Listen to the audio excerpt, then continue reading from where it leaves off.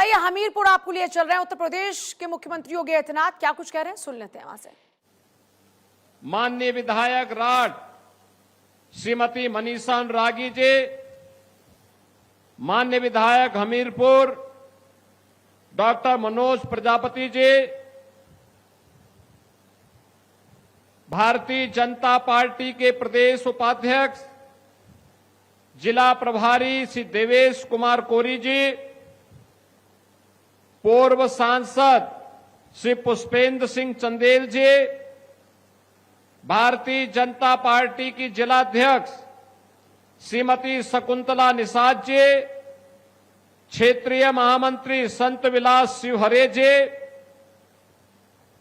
ब्रिजकिशोर गुप्ता जी, आज के इस कार्यक्रम में उपस्थित भारतीय जनता पार्टी के सभी पदाधिकारीगण, भारी संख्या में हमीरपुर राठ विधानसभा क्षेत्र से जुड़े हुए मेरे सभी उपस्थित बहन और भाइयों, आज मुझे हमीरपुर की इस पावन धरा पर, जिसे राजा हमीरदेव ने अपने शौर्य और पराक्रम के माध्यम से एक नई पहचान दी थी,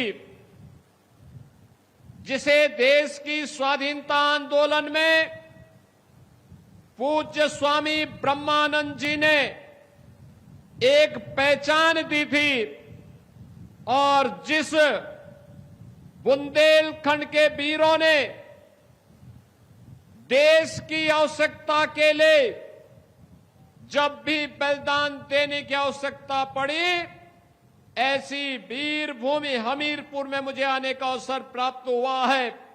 ऐसी पावन धरा को, जिसे मां यमुना और बेतवा के संगम पर बसने का सौभाग्य प्राप्त हुआ है, ऐसी पावन धरा को नमन करते हुए आप सभी का मैं अभिनंदन करता हूं। बहन और भाइयों, हमीरपुर में आए हैं तो आज 636 करोड़ रुपए की परियोजनाओं का उपहार भी हमीरपुर जनपद को प्राप्त हो रहा है।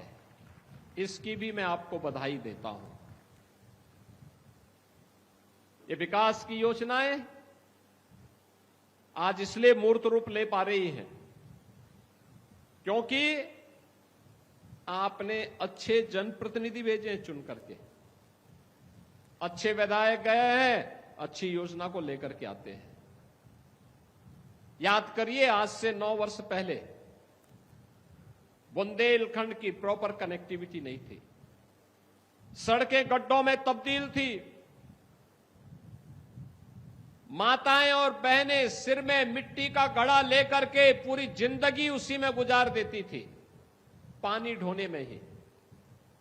ऐसा नहीं कि पानी कम रहा हो, यमुना जी और बेतवा जी का संगम जहां हो, वो जिनिया, वह जनपद पानी के लिए तरसता था, नौजवान पहचान के लिए तरसता था। माफिया हावी थे, बालू माफिया, भू माफिया, खनन माफिया जनपद पर हावी होकर के गरीबों का शोषण करते थे। परिणाम था कि पूरे जनपद ही नहीं, पूरे प्रदेश और देश के अंदर लोग शक की निगाहों से देखते थे। बहन और भाइयों, आज मुझे बताते हुए प्रसन्नता है, पिछले 12 वर्ष में प्रधानमंत्री मोदी जी के नेतृत्व में हमने बदलते हुए भारत को देखा है। बदलता हुआ भारत आज प्रातः काल आपने देखा होगा, दुनिया के लगभग 100 देश भारत की ऋषि परंपरा के प्राचीन विधा योग के साथ जुड़े थे। जब दुनिया के लाखों लोग योग की परंपरा के साथ जुड़ रहे थे, तो न केवल वर्तमान बल्कि हमारा अतीत भी गौरवान्वित हो रहा था, और भविष्य भी अपने आने वाले समय के लिए प्रफुल्लित होता हुआ दिखाई दे रहा था। योग भारत की ऋषि परंपरा की देन है, भारत के योगियों की देन है, उन विभूतियों की देन है जिन्होंने योग की परंपरा के माध्यम से भारत की ज्ञान की विधा को वैश्विक मान्यता दिलाई थी। आधुनिक काल में प्रधानमंत्री मोदी जी ने योग की इस विधा को वैश्विक मान्यता दिलाई और आज हमने 12वें योग महोत्सव के साथ जुड़ करके अंतर्राष्ट्रीय स्तर पर एक बार फिर से भारत की पहचान को दुनिया के सामने प्रस्तुत किया है। कुंभ का आयोजन हजारों वर्षों से, मोदी जी ने कुंभ के आयोजन को भी मानवता के मूर्त सांस्कृतिक धरोहर के रूप में मान्यता दी। भारत की परंपरा को अब दुनिया मान्यता दे रही है। अब पहचान का संकट नहीं है, ये पहचान का संकट इन्होंने पैदा किया था जो जातिवाद की राजनीति करते हैं। सत्ता में आते हैं तो अपने परिवार का पेट भरते हैं, उनको अपने परिवार के अलावा कुछ नहीं दिखता। लेकिन मोदी जी के लिए तो 140 करोड़ का भारत ही परिवार है और हमारे लिए 25 करोड़ का उत्तर प्रदेश ही परिवार है। इसलिए उन 25 करोड़ जनता जनार्दन के हित के लिए कार्य करना, उनके लिए योजनाएं बनाना, उसको प्रभावी ढंग से लागू करना, जब इस उद्देश्य के साथ कार्य होता है तो परिणाम आने में भी देर नहीं लगती।